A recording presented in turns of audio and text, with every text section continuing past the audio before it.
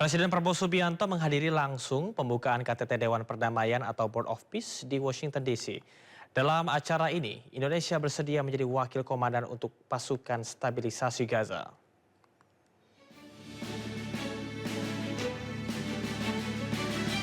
Presiden Prabowo Subianto menghadiri rapat perdana Board of Peace penanganan Gaza yang diinisiasi Presiden Amerika Serikat Donald Trump di Washington DC, Amerika Serikat.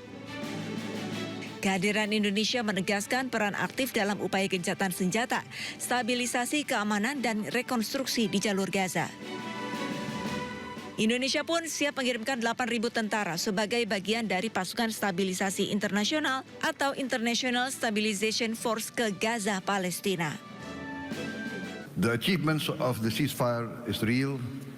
We commend this, and therefore we reaffirm our commitment to contribute significant number of troops, up to 8,000 or more if necessary.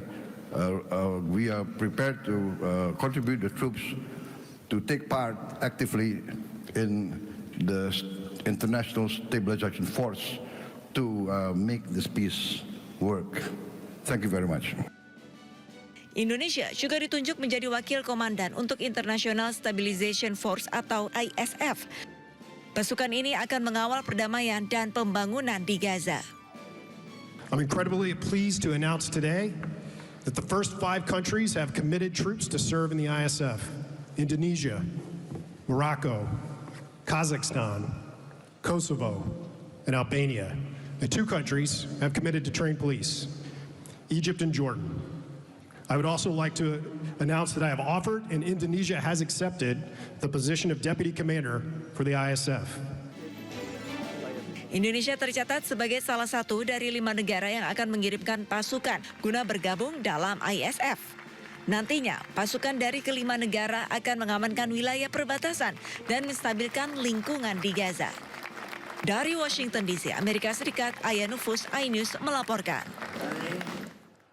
Menteri Luar Negeri Republik Indonesia Sugiono menjelaskan alasan penunjukan Indonesia sebagai Deputi Commander dalam misi Board of Peace. Ia juga menegaskan tidak ada iuran wajib keanggotaan dalam Board of Peace dan keanggotaan Indonesia tidak bergantung pada setoran dana tertentu.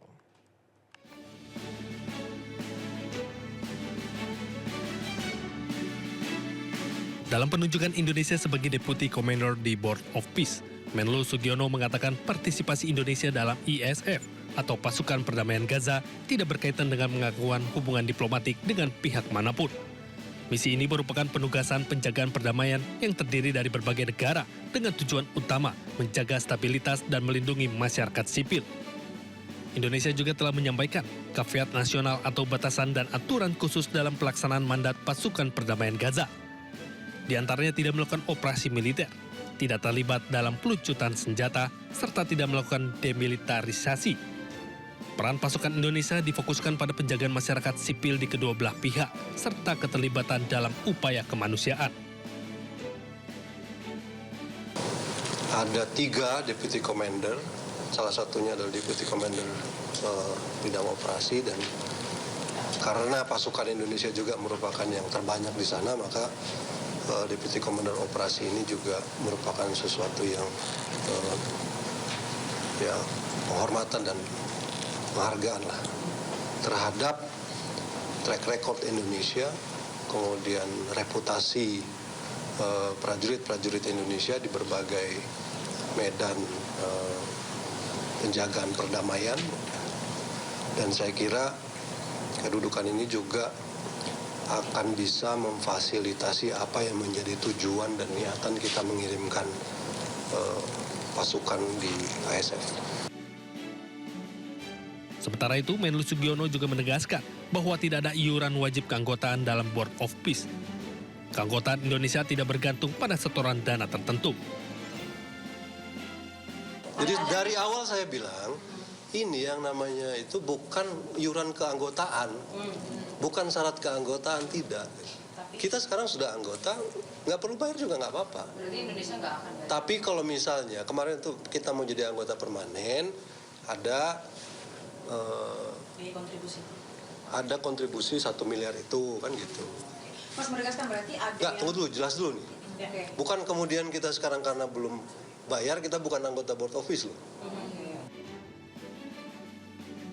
Menlu Sugiono menjelaskan, sejak awal Board of Peace bukanlah organisasi yang memperlakukan iuran keanggotaan sebagai syarat resmi.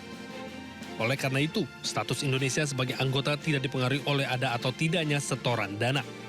Dari Washington DC, Amerika Serikat, Aya Nufus, iNews melaporkan. Pemirsa, seorang anak berusia 12 tahun diduga tewas dianiaya ibu tirinya dimakamkan di Sukabumi, Jawa Barat. Polisi menyelidiki dugaan penganiayaan dan menunggu hasil otopsi.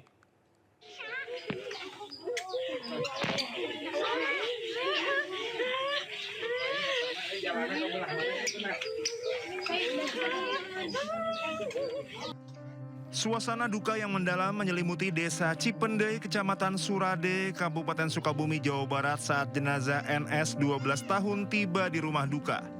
Isak tangis keluarga pecah menyambut kedatangan almarhum setelah menjalani proses autopsi di Rumah Sakit Bayangkara tingkat 2 Setupa Polri, Kota Sukabumi, Jawa Barat. Tanpa menunggu lama, jenazah langsung disolatkan pihak keluarga dan warga sekitar, kemudian prosesi pemakaman dilangsungkan di tempat pemakaman keluarga Cimandala. Korban meninggal dunia setelah diduga mengalami penganiayaan oleh ibu tirinya hingga mengalami luka dan lebam di sekujur tubuh. Saya pulang ke rumah, pas sampai di rumah, saya kaget melihat kondisi anak saya yang kulitnya pada melepuh. Saya tanya, "Ma, kenapa ini kulitnya siranya seperti ini?" Gitu, dia jawab, "Ini kan sakit panas ya, jadi pada melepuh." Nah, saya pikirnya, ya nanti ya udah beli salep gitu. Dibawalah ke rumah sakit, gitu. Saya istirahat di kamar, siangnya dia ngomong, "Ya orang ke rumah sakit bawa raja teh," kata dia juga. Dibawa ke rumah sakit, tidak lama kemudian ini datang. Si ayah datang, Haji Isep, ditanya lah ini anak, gitu ditanya. Ya ngaku dikasih minum air panas.